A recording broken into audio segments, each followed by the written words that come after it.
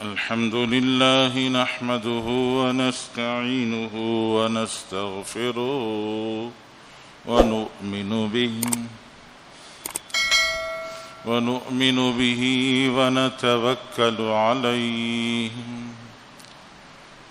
ونعوذ بالله من شرور أنفسنا ومن سيئات أعمالنا من يهده الله فلا مضل له ومن يضلله فلا هادي له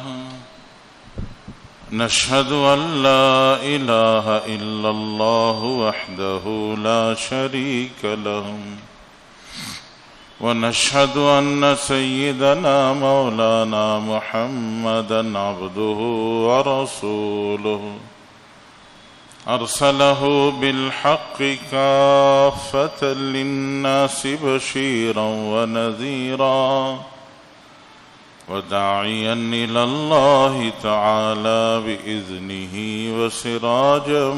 منيرا وصلى الله تعالى عليه وبارك وسلم تسليما كثيرا كثيرا أما بعد فإن أصدق الحديث كتاب الله وخير الهدي هدي محمد صلى الله عليه وسلم وشر الأمور محدثاتها وكل محدثة بدعة وكل بدعة ضلالة وكل ضلالة في النار فأعوذ بالله من الشيطان الرجيم بسم الله الرحمن الرحيم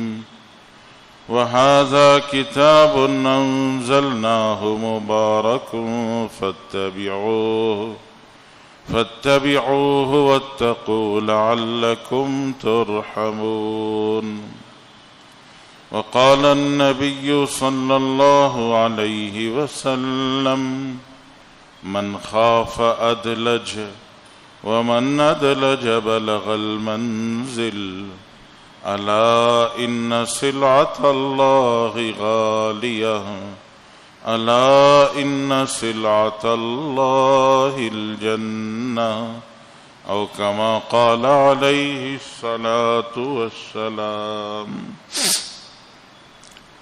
بزرگان محترم، اللہ جل جلالہ من والہ کی رحمتوں کے ہم سب محتاج ہیں. گزشتہ جب آپ کے پاس حاضری ہوئی تھی میں نے عرض کیا تھا کہ اللہ جل جلالہ من والہ نے قرآن مجید میں 8 مقامات پر اللہ تعالیٰ نے بیان فرمایا ہے کہ لعلکم ترحمون، تاکہ تمہارے اوپر رحم کیا جائے. اللہ تعالیٰ نے اعمال بتائے تھے جن اعمال پر اللہ کی رحمتیں برستی ہیں، اترتی ہیں، اور ہر انسان اللہ کی رحمتوں کا محتاج ہے. گزشتہ آپ کے سامنے عرض کیا تھا کہ اللہ تعالیٰ نے وَأَطِيعُوا اللَّهَ وَالرَّسُولَ لَعَلَّكُمْ تُرْحَمُونَ، اللہ تعالیٰ نے بتایا ہے کہ اللہ کو مانو، اللہ کی مانو،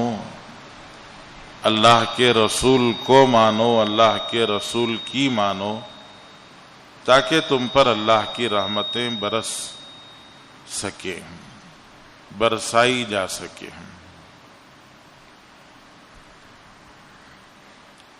آگے آج جو آیت میں نے آپ کے سامنے پڑھی، اس آیت میں اللہ تعالیٰ ایک اور عمل بتا رہے ہیں جس عمل کے اہتمام پر، جس عمل کی پابندی پر بھی اللہ کا وعدہ ہے کہ اللہ تعالیٰ رحمتیں اتاریں گے۔ قرآن پاک کی آیت ہے وَهَذَا كِتَابٌ أَنزَلْنَاهُ مُبَارَكٌ فَاتَّبِعُوهُ وَاتَّقُوا لَعَلَّكُمْ تُرْحَمُونَ۔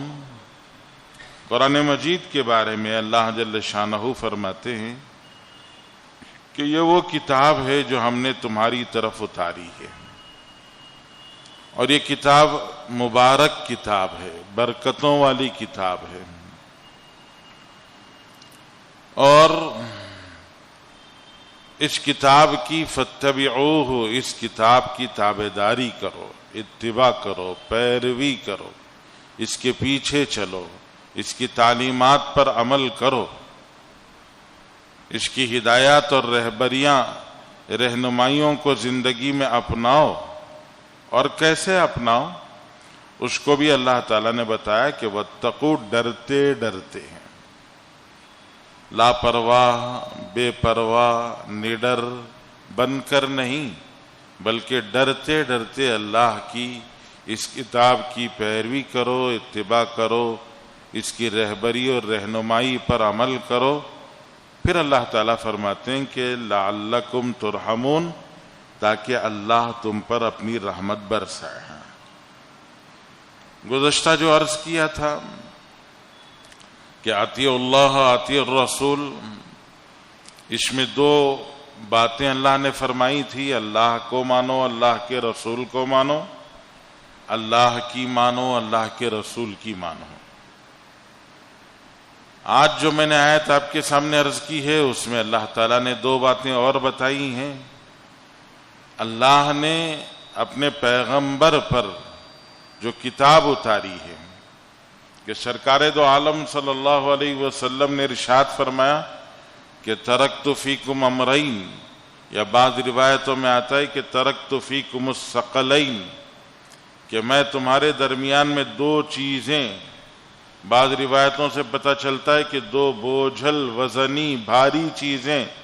تمہارے درمیان میں چھوڑ کے جا رہا ہوں۔ لن تضلوا ما تمسکتم بہما، جب تک ان دونوں چیزوں کو مضبوط پکڑے رکھو گے تم راہ بھٹک نہیں سکتے۔ وہ دونوں چیزیں کتاب اللہ و سنتی، ایک اللہ کی کتاب ہے، ایک حضرت رسول اللہ صلی اللہ علیہ وسلم کی سنت ہے۔ کتاب اللہ اللہ کی آسمانوں سے اتاری ہوئی وحی ہے، اور سنت رسول اللہ یہ بھی اللہ تعالی کی طرف سے بھیجی ہوئی وحی ہے۔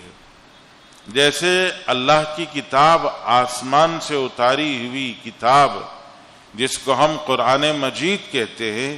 وہ اللہ کی طرف سے بھیجی ہوئی وحی ہے، ویسے ہی حضرت رسول اللہ صلی اللہ علیہ وسلم کے جو ارشادات، احادیث نبویہ، رسول اللہ صلی اللہ علیہ وسلم کے جو فرمودات ہیں، یہ فرمودات اور ارشادات اور احادیث یہ بھی اللہ کی وحی ہیں۔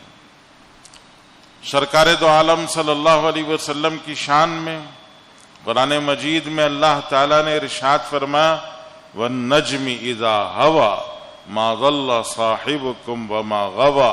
وَمَا يَنْطِقُ عَنِ الْهَوَى إِنْ هُوَ إِلَّا وَحْيٌ يُوحَى۔ اللہ جل جلالہ من والہ نے اپنے نبی کو ایک مثال اور ایک نمونے سے تشبیہ دے کر انسانوں کو سمجھایا ہے۔ فرمایا کہ وَالنَّجْمِ، قسم ہے ستارے کی۔ وہ زمانہ ایسا تھا کہ لوگ ستاروں سے رہبری حاصل کر کے راستے طے کرتے تھے۔ آج کی طرح سے راستے بنے ہوئے نہیں تھے، بلکہ لوگ اس زمانے میں جو سفر کرتے تو سفر کرنے والوں کو ستاروں کی چال معلوم ہوتی تھی، اور وہ ستاروں کی چال کے اعتبار سے اپنی منزل طے کرتے، اور منزل پر پہنچنے کے لیے ستارے کی چال کی مدد حاصل کرتے۔ تو ستارہ رہبر ہوتا ہے، راستہ دکھانے والا ہوتا ہے، رہنما ہوتا ہے۔ تو اللہ تعالیٰ نے قسم کھائی کہ وَالنَّجْمِ، قسم ہے ستارے کی، اور قسم کھا کر اللہ تعالیٰ نے اشارہ دیا، اللہ تعالیٰ نے لوگوں کو بتایا، فرمایا کہ دیکھو جیسے ستارہ رہبر اور رہنما ہے، جنگلوں میں قافلوں کے چلنے کے لیے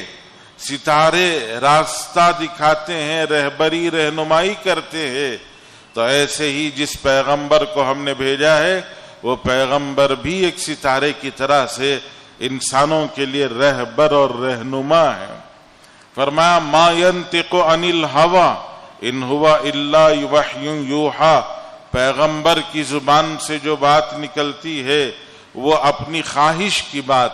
اپنی چاہت کی بات نہیں کرتے ہیں۔ ان ہوا الا وحی یوحی، نبی کی زبان سے نکلنے والی بات اور نبی کا ہر بول اللہ کی وحی ہوتی ہے، اللہ کی طرف سے تعلیم کردہ، سکھائی گئی، بتائی گئی ہدایت، رہبری، رہنمائی اور بات ہوتی ہے جو پیغمبر کی زبان سے ادا ہوتی ہے۔ تو قرآن وحی الہی ہے، اور قرآن کو کہتے ہیں وحی متلو، چونکہ قرآن کی ہم تلاوت کرتے ہیں اس لیے قرآن کو وحی متلو کہتے ہیں کہ تلاوت کی جانے والی وحی۔ احادیث نبویہ بھی وحی ہیں، لیکن یہ وحی غیر متلو ہیں کہ اس کی تلاوت نہیں کی جاتی ہے جس طرح سے قرآن کی تلاوت کی جاتی ہے۔ تو اس آیت میں اللہ تعالیٰ نے فرمایا کہ وَهَذَا كِتَابٌ أَنزَلْنَاهُ مُبَارَكٌ، کہ ہم نے یہ کتاب تمہارے اوپر اتاری ہے اور یہ کتاب مبارک ہے، اور اس کتاب کو اتار کر ہم تم سے کہتے ہیں فَاتَّبِعُوهُ، اس کتاب کی پیروی کرو، اور کیسے پیروی کرو کہ وَاتَّقُوا لَعَلَّكُمْ تُرْحَمُونَ، ڈرتے ڈرتے پیروی کرو۔ حضرت سرکار دو عالم صلی اللہ علیہ وسلم نے ایک حدیث میں اس کو سمجھایا ہے، بتایا ہے، اور آپ نے اس کو کھول کر انسانوں کی فہم اور سمجھ کے مطابق اس کو اللہ کے رسول نے بیان فرمایا ہے۔ آپ نے فرمایا من خاف ادلج ومن ادلج بلغ المنزل، الا ان سلعۃ اللہ غالیہ، الا ان سلعۃ اللہ الجنہ۔ رسول اللہ صلی اللہ علیہ وسلم نے ارشاد فرمایا کہ جس کے دل میں منزل کے پہنچنے سے متعلق ڈر اور خوف ہوتا ہے وہ اپنا سفر جلدی شروع کرتا ہے، اور جو اپنا سفر جلدی شروع کرتا ہے اس کے بارے میں امید بلکہ یقین ہوتا ہے کہ وہ ضرور اپنی منزل تک پہنچ جائے گا۔ مثال سمجھنے کے لیے کہ ہماری ٹرین 6 بجے کی ہے، 6 بجے ہماری ٹرین ریلوے اسٹیشن سے نکلے گی، تو ریلوے اسٹیشن پہنچنے والے اور ریلوے اسٹیشن پہنچ کر ریل پکڑ کر منزل تک پہنچنے والے 2 طرح کے لوگ ہوتے ہیں۔ کچھ وہ ہوتے ہیں جن کے دل میں ڈر ہوتا ہے، وہ کہتے ہیں کہ کہیں ٹرین چھوٹ نہ جائے، گھبراہٹ، ڈر۔ وہ کہتے ہیں کہ 6 بجے ٹرین ہے لیکن مجھے 4 سوا 4 بجے اپنے گھر سے نکل جانا چاہیے،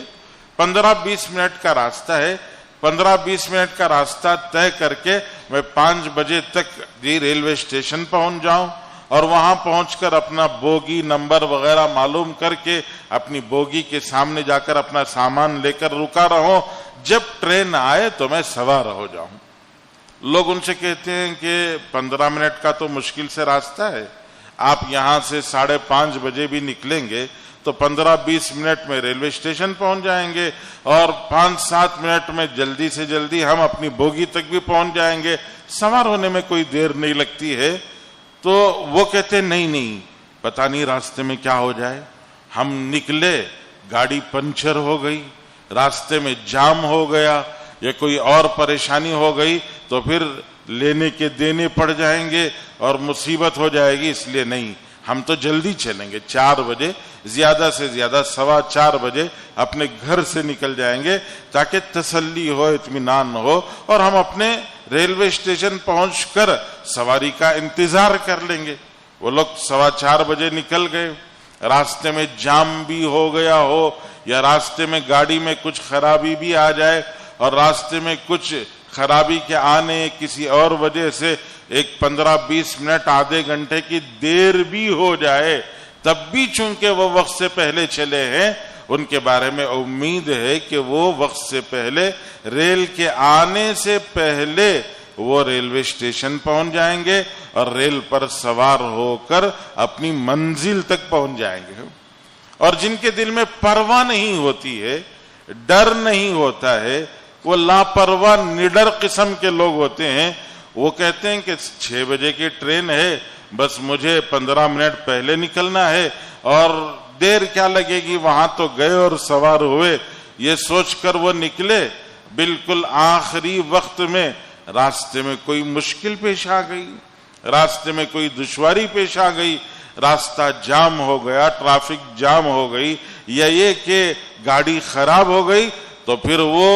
دعائیں کرتے رہیں گے اور مانگتے رہیں گے اللہ سے کہ اللہ ٹرین جو آج 6 بجے نکلنے والی تھی اس کو لیٹ کر دے، اس کو 6:15 کی کر دے۔ وہ اس طرح کی دعاؤں میں لگ جائیں گے، ان کو کوئی نفع نہیں ہوگا۔ تو اللہ کے رسول نے اس مثال سے سمجھایا کہ من خاف ادلج، جس کے دل میں ڈر ہوتا ہے وہ جلدی نکلتا ہے، ومن ادلج، جو جلدی نکلتا ہے وہ بلغ المنزل، وہ اپنی منزل تک ضرور پہنچ جاتا ہے۔ تو قرآن پاک کی اس آیت میں اللہ تعالیٰ نے یہی فرمایا کہ دیکھو اللہ کا ڈر یہ راستہ چلنے کی رہبری رہنمائی ہے، لیکن چلنا کون سا راستہ ہے، کس راستے پر چلنا ہے، وہ راستہ تمہیں ھذا کتاب انزلناہ مبارک، اس میں اللہ تعالیٰ نے تمہیں راستہ دیا، راہ بتائی ہے کہ راستہ کون سا چلنا ہے، اللہ کی کتاب کا دیا ہوا راستہ، اس راستے پر چلو۔ لیکن اس راستے پر چلنا کیسا ہے وہ اللہ نے بتایا کہ ڈرتے ڈرتے چلو، لاپرواہ بن کے مت چلو، نڈر بن کے مت چلو، بے خوف بن کے مت چلو، ہمیشہ اپنے دل میں ڈر رکھو۔ ڈرتے ڈرتے جو کرتا ہے وہ اپنا کام سنوارنے کی اور اپنے کام کو عمدہ اور بھلا کرنے کی کوشش کرتا ہے۔ ایک آدمی آ کر نماز میں کھڑا ہوا اور اسے اطمینان ہو گیا کہ میں تو نماز ہی تو پڑھ رہا ہوں، میں کون سا گناہ کر رہا ہوں، میں کون سی برائی کر رہا ہوں، وہ نماز میں کھڑے ہو کر مطمئن ہو گیا، تو اس کی نماز کے اندر کا خشوع، اس کی نماز کے اندر کی روح نکل جائے گی، نماز کے اندر روح باقی نہیں رہے گی۔ جب نماز میں شامل ہو کر وہ لاپرواہ اور نڈر بن جائے، نماز میں شامل ہو کر اور زیادہ اللہ سے ڈرنا ہے کہ اور زیادہ اللہ کا خوف دل میں پیدا کرنا۔ حضرت ابوبکر صدیق رضی اللہ تعالیٰ عنہ کو سرکار دو عالم صلی اللہ علیہ وسلم نے نماز کے ختم پر جو دعا سکھائی ہے، اس دعا میں یہی بتایا، نماز کے آخر میں اللہ کے رسول حضرت ابوبکر کو سکھا رہے، جن سے بہتر کسی اور کی اس پوری امت میں نماز نہیں ہے، ان کو سکھایا جاتا ہے کہ آخر میں یہ پڑھو، اللہم انی ظلمت نفسی، اے اللہ میں نے نماز کیا پڑھی ہے، میں نے تو اپنی ذات پر ظلم کیا ہے، اور ظلم بھی معمولی نہیں، ظلمن کثیرا، بڑا زبردست میں نے اپنے آپ پر ظلم کیا ہے۔ حیرت ہوتی ہے، نماز پڑھی ہے کہ گناہ کیا ہے، نماز پڑھی ہے کہ اللہ کی نافرمانی کی ہے، لیکن نماز پڑھ کر بھی دل میں ڈر ہو۔ نماز پڑھ کر سلام پھیر کر سب سے پہلے کیا دعا مانگنی چاہیے، سرکار دو عالم صلی اللہ علیہ وسلم کا کیا معمول تھا، اللہ کے رسول سلام پھیرتے ہی صحابہ اور رسول اللہ کا معمول تھا اللہ اکبر۔ رسول اللہ صلی اللہ علیہ وسلم سلام پھیرنے کے ساتھ میں فرماتے اور اللہ اکبر کی آواز پوری مسجد میں گونجتی تھی، تمام صحابہ کہتے اللہ اکبر، سلام پھیرتے ہی پہلی بات ہوتی۔ پھر اگلی بات رسول اللہ نے تعلیم فرمائی، تمام صحابہ کہتے استغفر اللہ الذی لا الہ الا هو الحی القیوم۔ صحابہ کی زبان پر، رسول اللہ کی زبان پر سلام پھیر کر نماز سے فارغ ہو کر جو سب سے پہلا جملہ ادا ہو رہا ہے وہ استغفر اللہ، اے اللہ میں تجھ سے معافی مانگتا ہوں۔ یہ جملہ بتاتا ہے کہ نماز پڑھ کے مطمئن نہیں، نماز پڑھ کے بھی اللہ سے ڈرنا چاہیے۔ جو نیکیاں کر کے اللہ سے ڈرتے ہیں وہ اللہ کے نیک بندے ہوتے ہیں، اور جو اللہ کے نافرمان ہوتے ہیں وہ گناہ کر کے بھی اللہ سے نہیں ڈرتے ہیں۔ اس لیے بزرگوں، اللہ جل جلالہ من والہ نے قرآن پاک کی آیات میں جیسے عرض کیا، اللہ فرماتے ہیں کہ لعلکم ترحمون، اللہ کی رحمت چاہتے ہو تو ایک اللہ کو مانو، اللہ کے رسول کو مانو، اللہ کی مانو، اللہ کے رسول کی مانو، اور اللہ نے اپنے پیغمبر پر جو کتاب بھیجی ہے اس کتاب کی مانو، اللہ کی، اللہ کے رسول کی، اور کتاب کی ماننے میں ترتیب کیا ہو، طریقہ اور ڈھنگ کیا ہو، رخ اور جہد کیا ہو، اللہ نے اس کو فرمایا کہ واتقوا، ڈرتے ڈرتے مانو۔ اللہ سے دعا فرمائیں اللہ جل جلالہ من والہ ہمیں اپنی رحمتوں سے مالا مال فرمائے، اور رحمتوں کے لینے کے جو راستے ہیں، تدبیریں ہیں، ان کو اختیار کرنے کی اللہ توفیق عطا فرمائے۔ وآخر دعوانا الحمدللہ۔